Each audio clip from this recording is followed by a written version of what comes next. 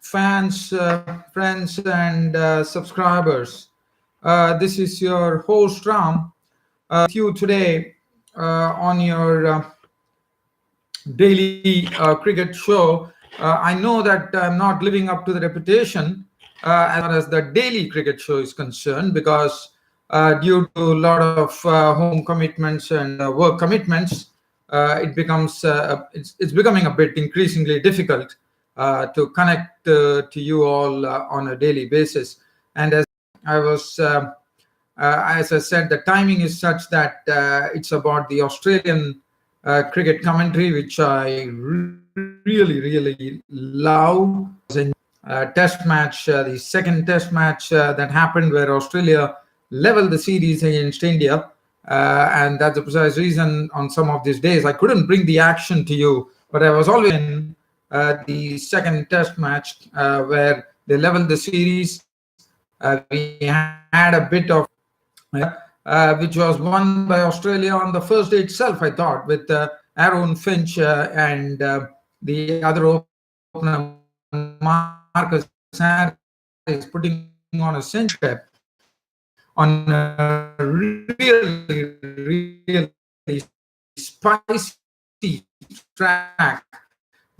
Make and how there was playing a lot of Tim Payne and Indians team, and also the Indians also copped a few. But nevertheless, feeling the absence of spinner, but as Virat Kohli, the Indian captain, post-match, that this was the best combination that they could. So it was just looking at the track, they decided that they didn't need to have a spinner. India had a pretty long tail as well, which was quite evident in both the innings. Definitely think is concerned as far as salvaging something is concerned was Virat Kohli, this wonderful 25th test done. But other than that, it was a match which seesaw, one could say, but making that handy lead of 46 runs, and especially the track becoming very conducive to the bowlers as the pitch wore on the fourth and fifth days. One knew for a fact that India was going to find it increasing to put it across Australia. And I think Australia definitely deserved the win. I thought credit should be them. They were truly this. But one thing is proved here, and now India has to really work hard. That this was the series where India could have actually got their series win against Australia. But now, with another two matches coming in, at the end got cut out, and Australia will be absolutely buoyed up by this because they have. I thought they have that their Tim Payne's troops have really rallied very well and done a fine job. So congratulations to you on leveling the series against India. Other than that, we saw an epic.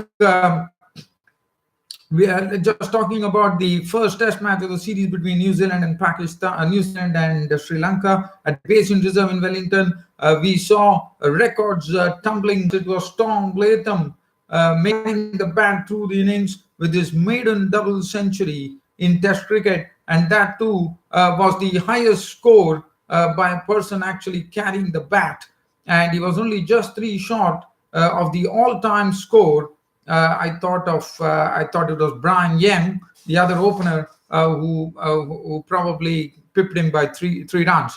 But nevertheless, the new record was set by Tom Latham. The New Zealand opener was struggling for form, but what a way to actually get into some huge form there on a feather bed of a track, one could say, at Basin Reserve in Wellington. And when probably New Zealand thought that with Tom Latham playing that and New Zealand taking a very huge lead of 296 runs, their job was done. It was just a matter of getting the Sri Lankans out of the second innings.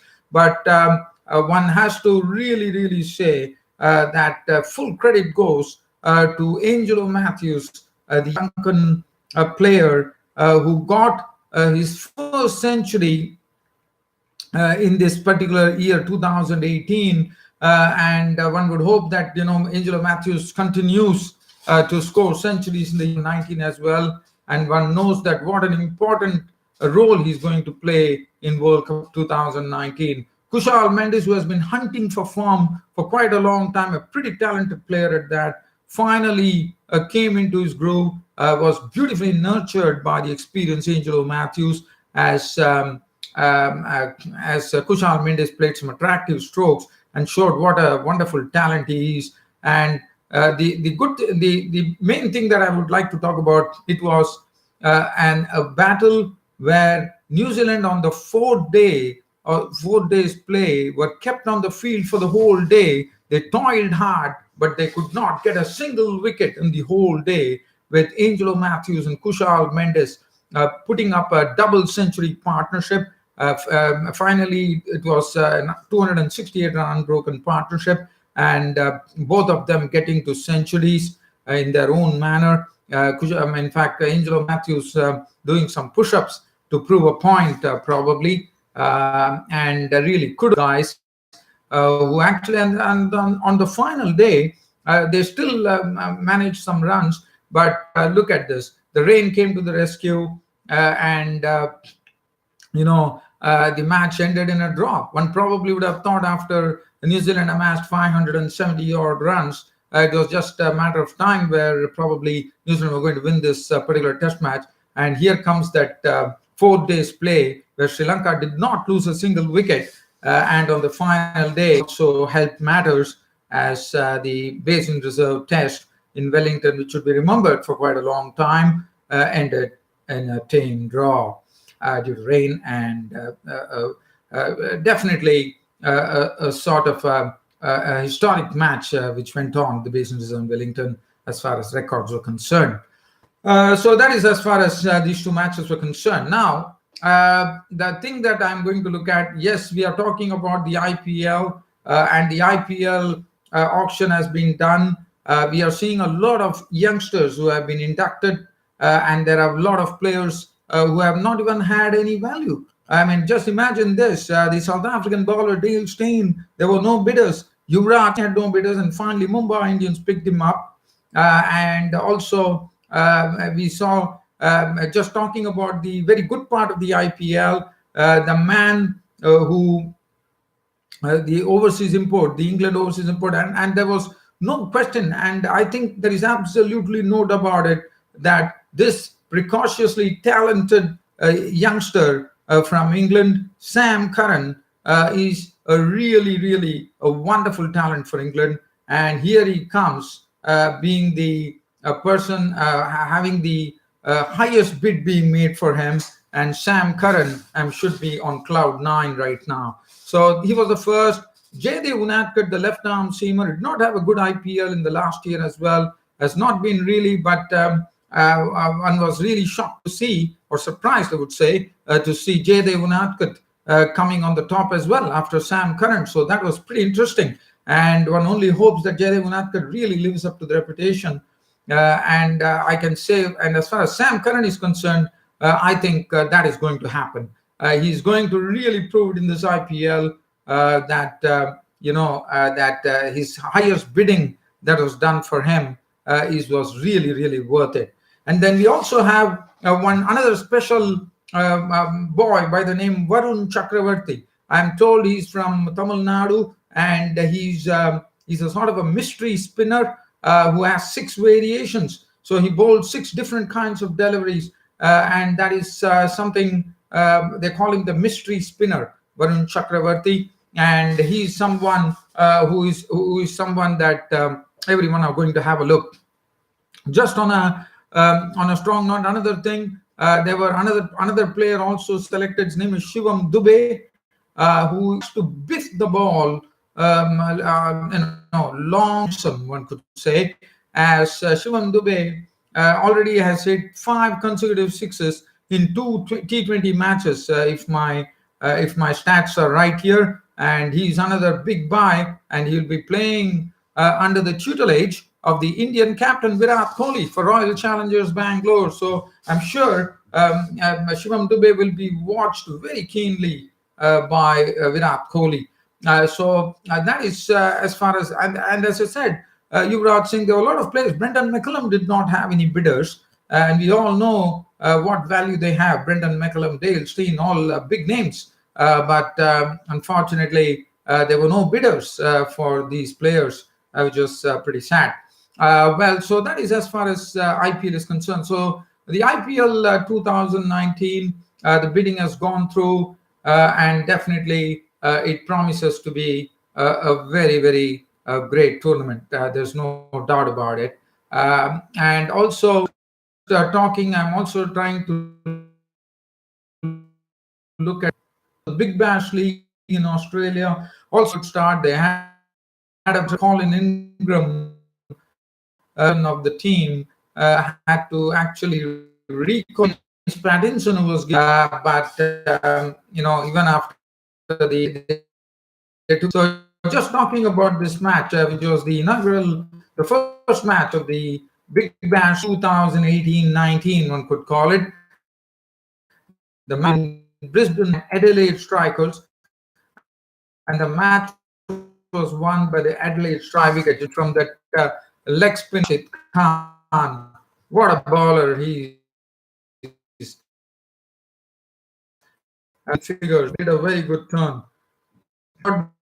The card here, the first to Brisbane Heat actually scored 100, and if you look at the card there, was out runs.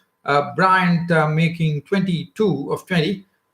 Chris Lynn, the captain of the team, contributed 33 of 20 balls with 4 fours and 2 sixes. 20 of 14 with 1 4 and 1 6. Heaslett was out for 2. Ben Cutting making 8 runs. Pearson at the end biffed a few, not out on 24 of 13, 2 fours and 1 6.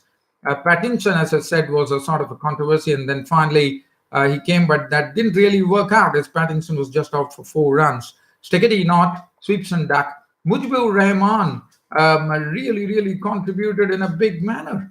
In fact, coming as number 11 batsman, he made 27 of 22 balls with 3 4. So that was a very important contribution from the youngster Mujibur Rahman.